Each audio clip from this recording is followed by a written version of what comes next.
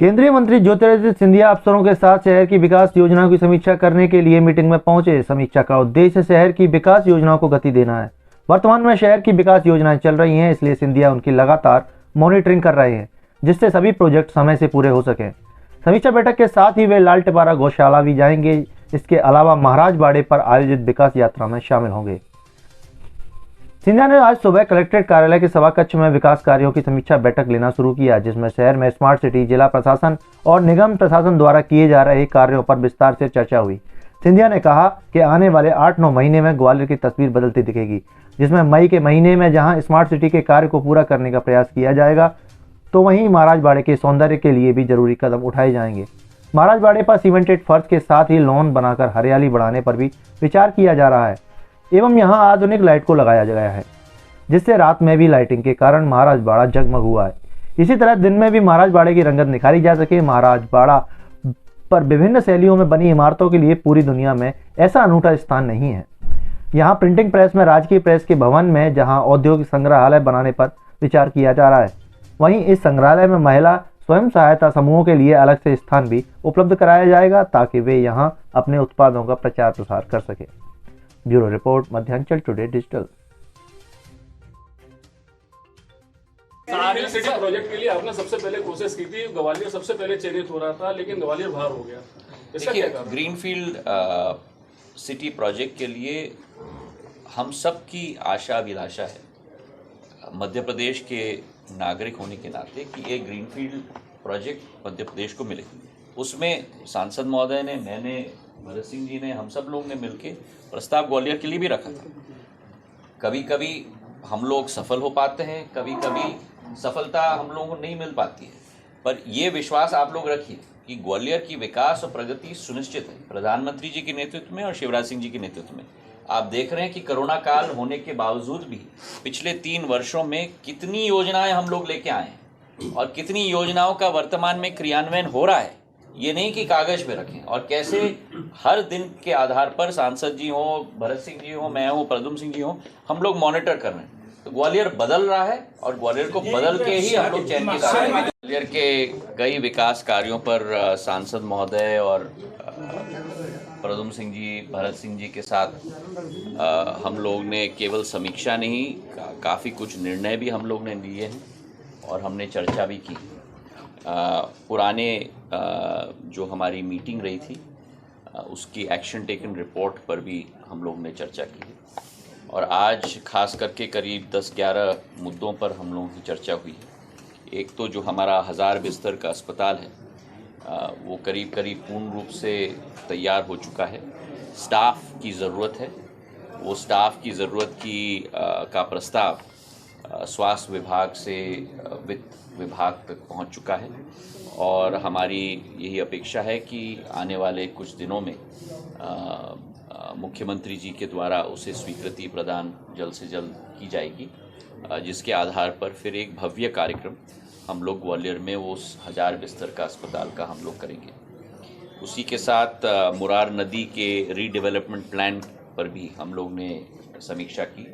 पहला भाग का कार्य प्रगति पर है, 39 करोड़ रुपए की योजना है, पर उसका दूसरा भाग की प्रक्रिया की डीपीआर भी हम लोग बना रहे हैं। वो करीब 70 से 80 करोड़ की डीपीआर और प्रोजेक्ट होगी, जो केंद्र सरकार के जल मंत्रालय के द्वारा हम लोग स्वीकृत कराने की कोशिश हम लोग करेंगे जब एक बार डीपीआर तैयार हो जाए। चंबल की पानी की योजना के जो महत्वाकांक्षी योजना है, कुल मिलाकर 906 करोड़ रुपए की योजना है, जिसके 3 भाग हैं, और हम सभी ने संयुक्त रूप से ये आदेश दिए हैं कि पूर्ण योजना की प्रक्रिया समाप्त हो जाए, उसके बाद ही कार्य जल्द से जल्द शुरू हो। पहला भाग है चंबल से ग्वालियर पानी लाने का, वो करीब 150 MLD की योजना है, जो आने वाले 50 साल तक ग्वालियर की पानी की समस्या का समाधान कर पाएगा। 375 करोड़ रुपए का ये पहला भाग है। दूसरा भाग है वर्तमान के ग्वालियर के वार्ड 1 से 60 नंबर तक, जो 380 करोड़ रुपए की योजना है। इसकी डीपीआर 10 मार्च तक तैयार हो जाएगी। और तीसरा भाग है जो 6 हमारे नए वार्ड ग्वालियर ग्रामीण के शहर में अब जुड़ चुके हैं, 61 से 66 तक ये 6 वार्ड, इसकी डीपीआर अलग से बन रही है क्योंकि ये नए वार्ड जुड़ रहे हैं जहां पानी की पाइपलाइन पहली बार हम लोग घर घर तक पहुंचाने की योजना बना रहे हैं। ये 150 करोड़ नैरोज के लिए क्या प्लान है, क्योंकि आप लंबे समय से नैरोज के लिए लगे हुए थे। तो हम लोग ये कोशिश करें, इसका 2 भाग है। एक तो है हम लोग, मैं आपको अभी बताना नहीं चाहता था क्योंकि अभी ये ड्राइंग बोर्ड पर है, पर हम लोग सोच रहे हैं कि एक नियो रेल सिस्टम ग्वालियर में स्थापित करें जो नैरो गेज का बोगीज और ट्रैक का इस्तेमाल नहीं करेगा, पर एक आधुनिक सिस्टम है जहां हम लोग गोले के मंदिर से लेके अचलेश्वर से किले गेट तक पूरी रूट करीब 10.5 किलोमीटर की है, वहाँ नियो रेल ट्रांसपोर्टेशन सर्विस के आधार पर हम लोग चलाएंगे। बहुत महत्वाकांक्षी प्रोजेक्ट है, इसलिए मैं ज़्यादा अभी नहीं कहना चाहता। राशि भी इसमें बहुत लगेगी, हज़ारों करोड़ की बात है, पर ये अभी ड्राइंग बोर्ड पे चल रही है। दूसरी बात जिसका संदर्भ आप दे रहे हैं वो है जो स्टेट ज़माने की नैरो गेज की ट्रेन थी ग्वालियर से श्योपुर जो जाती थी, वो नैरो गेज की ट्रेन और उसकी बोगियाँ अभी भी हमारे पास हैं। उसमें से कुछ बोगियाँ कंडम स्थिति में है तो उसका इस्तेमाल हम लोग नहीं कर पाएंगे, जैसे एक सलून और 2-3 बोगियां हैं, पर बाकी 25 बोगियां जो हैं वो ठीक हालत में हैं। रेल मंत्रालय से मेरी चर्चा चल रही है कि एक स्ट्रिप है करीब 10-10.5 किलोमीटर की मोती झील से लेकर, जहां हम लोग इसको एक हेरिटेज ट्रेन के रूप में हम लोग चला पाएँ, पर इसके लिए हम लोगों को एक ऑपरेटर ढूंढना पड़ेगा। अब वो ऑपरेटर प्राइवेट ऑपरेटर होगा या नगर निगम होगा या पीपीपी पे जाएगा, इस पर अभी चर्चा चल रही है। पर हम लोग कोशिश कर रहे हैं कि वो 10 किलोमीटर का जो नैरो गेज की पटरी अभी भी बची हुई है उसका इस्तेमाल करके ये 25 या जितने भी बचेंगे कोच, उसको एक हेरिटेज ट्रेन के रूप में हम लोग चलाएं। पर इस पर अभी जैसे मैंने कहा ये वाला प्रोजेक्ट भी अभी कुछ ड्राइंग बोर्ड पर है, रेलवे मंत्रालय से मेरी चर्चा अभी चल रही है। रोड की जो कार्यक्रम है वो भी सांसद महोदय जी की अध्यक्षता में एक बार दोबारा हम लोग ड्राइंग बोर्ड पे जाके देखेंगे कि कैसे सांसद जी के नेतृत्व में प्रद्युम्न जी, भरत सिंह जी दोनों साथ में मिलके कौन से रोड्स को लेना है और कैसे हम इस योजना का पूर्ण लाभ ग्वालियर को दे पाएं। ग्वालियर की आखिरी बात, कारपेट पार्क ग्वालियर के लिए स्वीकृत की गई थी 22 करोड़ रुपए की। 500 लूम्स वहाँ बनने वाले थे, उसमें से केवल 150 लूम बने हैं और वहाँ अभी वर्तमान में खाली केवल 6 लूम्स वहाँ कार्य कर रहे हैं। हमने सख्त निर्देश दिए कि सारे स्टेक होल्डर्स के साथ ये बैठक करें। अगले मेरे कार्यक्रम में सांसद महोदय, हमारे दोनों मंत्रीगण और मैं, हमारे सारे कारपेट बुनकरों के साथ हम लोग मिलेंगे, किस तरीके से वहाँ उनको हमको स्थापित करना है ताकि कारपेट की बुनाई उस कारपेट पार्क में हो। जिस तरीके से चंदेरी में मैंने हैंडलूम पार्क बनाया था 240 का, एशिया का सबसे बड़ा हैंडलूम पार्क आज वर्तमान में चंदेरी में कार्यरत है, वैसे ये कारपेट पार्क ग्वालियर के लिए सफलतापूर्वक हम लोग क्रियान्वयन करें। जब ये 150 लूम्स वहाँ भर जाएंगे उसके बाद योजना हम लोग बनाएंगे बाकी 350 लूम्स के लिए जो केंद्र सरकार से हम लोग स्वीकृत करेंगे। अभी मैं तैयार नहीं हूँ वो 350 लूम्स की स्वीकृति लेने के लिए जब तक ये 150 लूम्स हम लोग वहाँ अपने कारपेट बुनकरों को स्थापित ना कर पाए, नहीं तो बड़ा ढांचा बन जाएगा और हड्डी पसली बन जाएगी और आत्मा उसमें खाली रहेगी, और ये मुझे बिल्कुल स्वीकार नहीं है। आखिरी बात, हमने चर्चा की कि ये जियो साइंस म्यूजियम हम लोग बनाने जा रहे हैं विक्टोरिया मार्केट में, बहुत भव्य और सुंदर बनने जा रहा है। आने वाले 1-2 माह में पूर्ण रूप से तैयार हो जाएगा और केवल मध्य प्रदेश नहीं लेकिन राष्ट्र नहीं लेकिन विश्व भर की जियो साइंस टेक्नोलॉजी का यहाँ पूरा प्रस्ताव और प्रसारण किया जाएगा। और आने वाले दिनों में जैसे डिजिटल म्यूजियम चल रहा है ग्वालियर में, वैसे ही ये जियो साइंस म्यूजियम भी आने वाले दिनों में मुख्यमंत्री जी के साथ इसका लोकार्पण हम लोग करेंगे ताकि इसकी भव्यता और इसमें जो ज्ञान भी मिलेगी वो ग्वालियर के आमजन और आने वाले पर्यटकों को मिल पाए। तो ये 12-13 मुद्दों पर आज चर्चा हुई है, बाकी के मुद्दों पर अगले बैठक में हमारी चर्चा होगी और ग्वालियर का विकास सुनिश्चित है, ये मैं आपको विश्वास दिलाना चाहता हूँ। चाहे एयरपोर्ट हो 500 करोड़ की, चाहे रेलवे स्टेशन हो 450 करोड़ की, चाहे पानी की योजना हो 800 करोड़ की, चाहे स्वर्ण रेखा नाला पे एलिवेटेड रोड हो 1200 करोड़ की, चाहे इन सारी योजनाओं जिनका मैंने संदर्भ दिया है, हम लोग विकास और प्रगति के लिए प्रधानमंत्री नरेंद्र मोदी जी और मुख्यमंत्री शिवराज सिंह जी के नेतृत्व में संकल्पित हैं और ग्वालियर का काया करोड़ रुपए की योजना होगी, जिसकी डीपीआर हमको सूचित किया गया है कि आज वो डीपीआर पूर्ण रूप से तैयार हो जाएगा।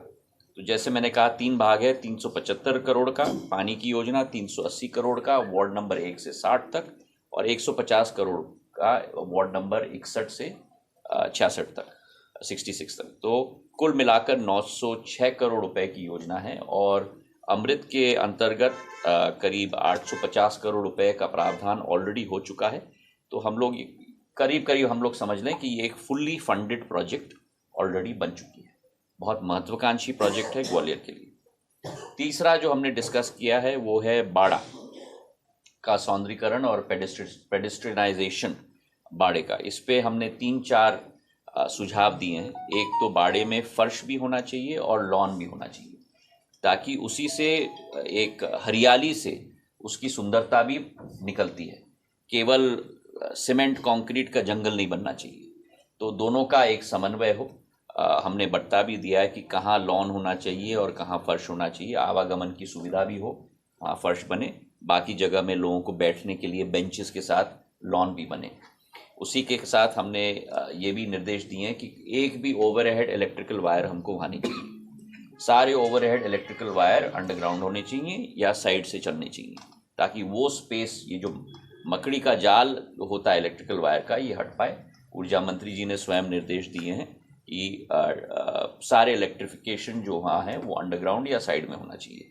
चौथा हमने कहा है कि जो खंबे, लाइट के खंबे हैं, वो जो ग्वालियर की प्राचीनता है उसे प्रकट होनी चाहिए। ये मॉडर्न खंबे जो बनते हैं प्लास्टिक बल्ब, प्लास्टिक हंडियों के साथ, ये नहीं होना चाहिए, पर पुराने स्टाइल के वहाँ खंबे बनने चाहिए।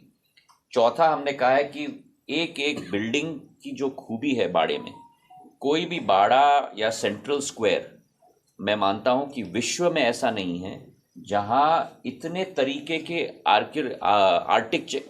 आर्किटेक्चरल सिस्टम्स वहाँ प्रकट हो। उदाहरण के तौर पर विक्टोरिया मार्केट की आर्किटेक्चरल स्टाइल अलग है, जीपीओ की इलेक्ट्रिकल आर्किटेक्चरल स्टाइल अलग है, स्टेट बैंक ऑफ इंडिया की अलग है, टाउन हॉल की अलग है, गवर्नमेंट प्रेस की अलग है। तो इन सभी आर्किटेक्चरल स्टाइल्स का इतिहास एक बोर्ड पे लगाकर हर बिल्डिंग के सामने होना चाहिए, और उस बिल्डिंग का इतिहास भी रेखांकित होना चाहिए पत्थर पे लगाकर, क्योंकि हम लोग ग्वालियर के पत्थर के लिए जाने जाते हैं, तो पत्थर पे बनाकर वहाँ लिखा जाना चाहिए। और उसी के साथ एक मॉडर्न टेक्नोलॉजी, आधुनिक टेक्नोलॉजी के आधार पर एक कियोस्क, ताकि वो टच बटन कियोस्क दबाएगा पर्यटक या सैलानी, तब उसको वहाँ 2-2 मिनट का इतिहास भी वहाँ सुनाया जाए। इसी के साथ हमने ये भी कहा है कि ये कार्यक्रम आने वाले 8-9 महीनों में पूर्ण रूप से तैयार हो जाना चाहिए, ताकि इस भव्य बाड़े का लोकार्पण किया जाए। रात की लाइटिंग ऑलरेडी बहुत सुंदर हो चुकी है, पर अब दिन में भी वो सुंदरता दिखनी चाहिए। 5वां हमारा प्रोग्राम था गवर्नमेंट प्रेस का।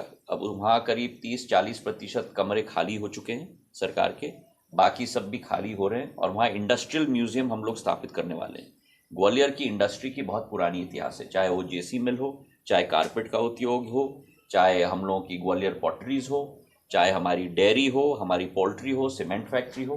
तो हर भाग का एक प्रदर्शन वहाँ किया जाएगा, ऑडियो विजुअल भी लगेगा। और सांसद महोदय ने बहुत अच्छा एक सुझाव दिया है कि हमारी महिला स्वयं सहायता समूहों की बहुत ही एक उत्कृष्ट क्षमता है पूरे प्रदेश में, उनके लिए भी एक जगह अलग से हम लोग रखें, ताकि महिला स्वयं सहायता समूह अकेले के लिए प्रदर्शन की एक जगह वहाँ रखी जाए। इसी के साथ ग्वालियर के लिए हमने 4 एंट्री गेट्स निर्धारित किए हैं, कुल मिलाकर करीब 9 करोड़ रुपए के। दक्षिण, पश्चिम, उत्तर और पूर्व, चारों तरफ से एंट्री गेट्स अलग अलग थीम्स पर, एक किले पर है, एक सास बहू पर है, एक तानसेन के मकबरा पे है, एक जयविलास पे है। तो ये आने वाले 2-3 महीने में पूर्ण रूप से तैयार हो जाएंगे। और फिर प्रदुम जी ने वहाँ भी अच्छा एक सुझाव दिया है कि एक एक द्वार जो थीम पे होगा, उस थीम का इतिहास भी वहाँ पत्थर पे लिखा जाए, ताकि बाहर आने वाला व्यक्ति जब वह रुकेगा टोल टैक्स देने के लिए या जो भी, वो थोड़ा पढ़ भी ले ग्वालियर के बारे में। तो ये 4 एंट्री द्वार मई के महीने से जुलाई तक चारों पूर्ण रूप से तैयार हो जाएंगे, जो भव्य एंट्री गेट्स ग्वालियर के लिए रहेंगी। इसी के साथ मल्टी लेवल कार पार्किंग जो गोरखी प्रांगण में बन रही है, इसकी भी हमने समीक्षा की। कार्बन सिंक बन चुका है, तीव्र गति से कार्य हो ताकि इसकी भव्यता भी आने वाले महीनों में तैयार हो जाए। थीम रोड के बारे में आप और हम सुनते जा रहे हैं, कब थीम रोड बनेगी ये सुनिश्चित नहीं हो पाएगी। तो आज हम सब जनप्रतिनिधियों ने साथ में मिलके, हम चारों ने साथ में मिलके तारीख दे दी है 31 मई तक उसका लोकार्पण हम लोगों को करना है। और वहाँ सुझाव भी आए हैं कि प्राचीनता वहाँ कैसे दिखा जाए, लॉन कैसे लगे। तो ये सब कार्य संपन्न होकर 31 मई तक इसका लोकार्पण करना हमने सुनिश्चित किया है। सबसे बड़ी समस्या हो गई, आप इतना अच्छे प्लान तो बहुत अच्छे हैं, लेकिन ट्रैफिक सबसे बड़ी समस्या है ग्वालियर में। देखिए ट्रैफिक के लिए मैं आपको बताऊं कि कोई शॉर्ट टर्म सोल्यूशन नहीं है। मैं स्पष्टवादी इंसान हूं, मैं नेता कम हूं, क्योंकि बढ़ती है। हाँ, क्योंकि हम सब लोगों की आकांक्षाएं बढ़ी जा रही हैं। हर घर में अब दो स्कूटर आ गई हैं, 2 गाड़ियां आ गई हैं। मेले में बड़ी गाड़ी होती है, 20,000 का हो गया, 1550 करोड़ के बिक्री हुई है। इतिहास इस बार ये सब गाड़ियां रहेंगी सड़कों पे, ठीक है। आधी तो रहेगी। तो हमारी कोशिश ये है कि समाधान निकले तो आने वाले सदियों का समाधान निकले, और वो समाधान निकलेगा आपका एलिवेटेड रोड के आधार पर। जब एलिवेटेड रोड बनेगा ग्वालियर शहर के लिए, जो 16.5 किलोमीटर 17 किलोमीटर का एलिवेटेड रोड बनेगा, जहाँ कई एग्जिट पॉइंट होंगे, कई एंट्री पॉइंट होंगे। तो अगर आपको शहर के एक कोने से दूसरे कोने जाना है तो आपको फिर शहर के अंदर गुजरने की ज़रूरत नहीं है, आप सीधा एलिवेटेड रोड रहोगे। तो उससे जो जितना जकड़ है आज शहर के अंदर, वो उसमें बहुत सारा समाधान हो जाएगा और बहुत चैन की सांस हमारे शहर की जनता भी पूर्ण रूप से ले पाएगी। थोड़ा हम लोगों को इंतज़ार करना पड़ेगा। उसी के साथ जो मल्टी लेवल कार पार्किंग हम लोग बाड़े में बना रहे हैं, गोरखी में, उससे पार्किंग की जो आज खचाखच हो रहा है, पार्किंग की भी वो सुविधा बन जाएगी। तो अगले 6-8 महीने में आप देखोगे कि एक एक करके हमारी कोशिश रहेगी कि एलिवेटेड रोड का कुछ भाग आने वाले इस साल के अंत तक या अगले वर्ष के शुरुआत तक हम लोग उसका लोकार्पण भी हम लोग करें। तो तीव्र गति से कार्य चल रही है। मैं जानता हूँ कि हमारी आशाएं अभिलाषाएं बहुत हैं। मैं इतना ही आप लोगों को विश्वास दिलाना चाहता हूँ कि थोड़ा सा और सब्र रख लो। अगले 1-2 साल में ग्वालियर का पूर्ण चित्र और काया हम लोग पलट के लिए लोग भोपाल में जमीन के रेट सस्ते हैं, ग्वालियर में इसलिए लोग जाएंगे।